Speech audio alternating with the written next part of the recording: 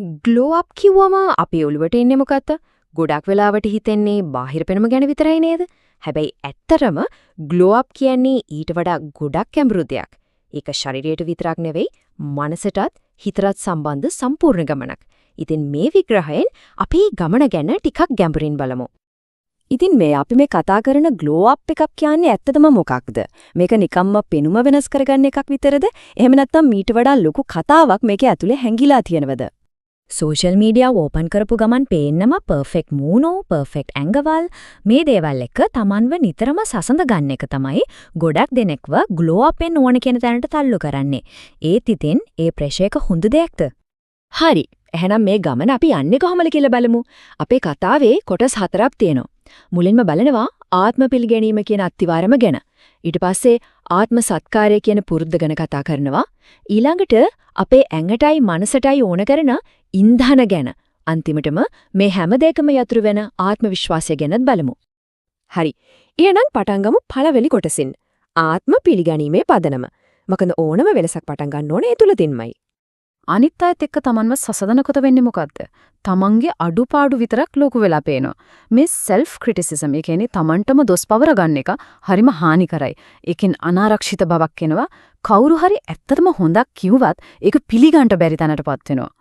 හැබැයි මේ හැම දෙයකටම යටින් තියෙන මූලිකම ඇත්ත තමයි මේ කෙනෙක් ඉන්න විදිහටම ලස්සනයි කියන එක. වටේ පිට අය මොනව කිව්වත් මේ දේ පිළිගන්න එක තමයි නියම ගමනක පටන් ගන්නම. එතකොට ඇත්තම ඉලක්කය මොකක් වෙන්න ඕනේද? වෙන කෙනෙක් වෙන්න දඟලන එක නෙවෙයි, Tamanගෙම හැබැයි හොඳම Tamanටම හොඳට සලකන වර්ෂන් එකක් වෙන එක. මේක අනාරක්ෂිතකම නිසා කරන දෙයක් නෙවෙයි, Tamanට තියෙන ආදරේ නිසා කරන දෙයක්. හරි. ඔන්න අපි දැන් හිත ඇතුලේ තියෙන දේවල් වලින් එළියට එනවා. අපේ දෙවෙනි කොටස ආත්ම සත්කාරය පුරුද්ද. ඒ කියන්නේ දැන් ක්‍රියාවට බහින වෙලාව. ස්කින් කෙයාර් කිව්වම හිතන්න එපා සල්ලි ගොඩක් වියදම් කරලා බඩු ගන්න ඕනේ කියලා නෑ. සරල හැබැයි දිගටම කරන පුරුද්දක් තමයි වැදගත්. මූලිකම දේවල් තුනයි. තමන්ගේ සමට හරියන ෆේස් වොෂ් එකකින් පිරිසුදු කරන එක. ඔයිල් බැලන්ස් වෙන්න මොයිස්චරයිස් කරන එක සහ හිරුවෙලියෙන් ආරක්ෂා වෙන එක. මේ පොඩි දේවල් ටික හරියට කරොත් ලොකු වෙනසක් දකින්න පුළුවන්. හොඳ කෙස් කලබකට තියෙන රහස තමයි සැර කිමිකල්ස් වලින් ඈත් වෙන එක. ගොඩක් ෂැම්පු වල තියෙන සල්ෆේට්, පැරබෙන් වගේ දේවල් නැති ෂැම්පු එකක් පාවිච්චි කරන එකෙන් කොණ්ඩේ තියෙන ස්වභාවික තෙල් ගතිය රැකෙනවා.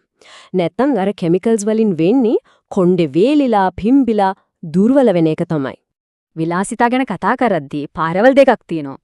එකක් තමයි අලුතෙන් එන හැම ට්‍රෙන්ඩ් එකක් පස්සෙම දුවන එක. අනික තමයි Tamanටම කියලා ස්ටයිල් එකක් හදාගන්න එක. තමන්ගේ ඇඟේ හැඩයට ගැලපෙන, තමන්ගේ පර්සනැලිටි එකට ගැලපෙන ඇඳම කම්ෆර්ටබල් ඇඳම් තෝරගන්න එකකින් ලැබෙන්නේ කවදාවත් නැති වෙන්නේ නැති කොන්ෆිඩන්ස් එකක්.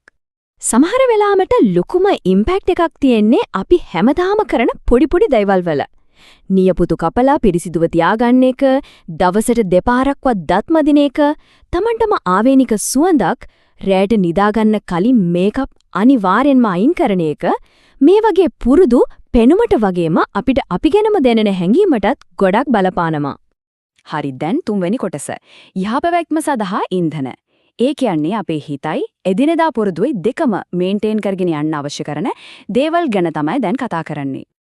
හොඳ සමකටයි හොඳ එනර්ජි එකකටයි නම් processed food පැත්තකින් තියලා ස්වභාවික ආහාර වලට මුල් තැන දෙන එක තමයි හොඳම.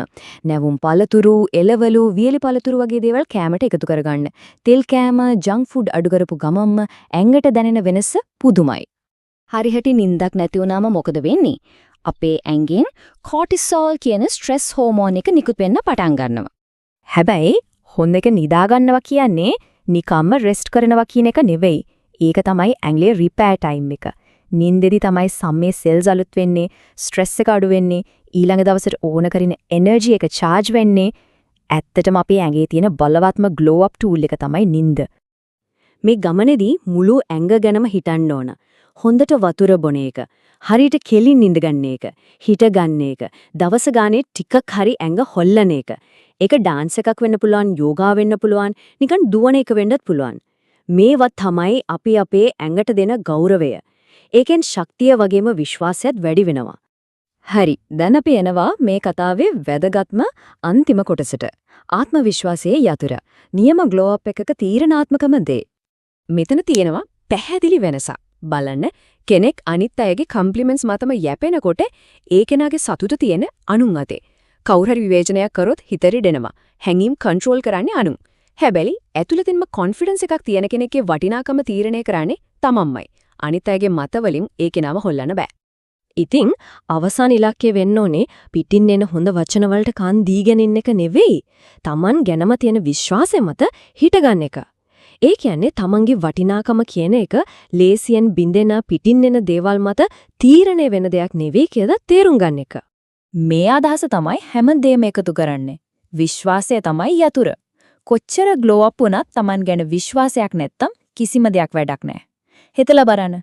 අනිත් හැමදේම වැඩ කරන්න නම් මේ අත්තිවාරම තියෙන්න ඕන. හරි. එහෙනම් අවසාන වශයෙන් මේ ප්‍රශ්නේ ගැන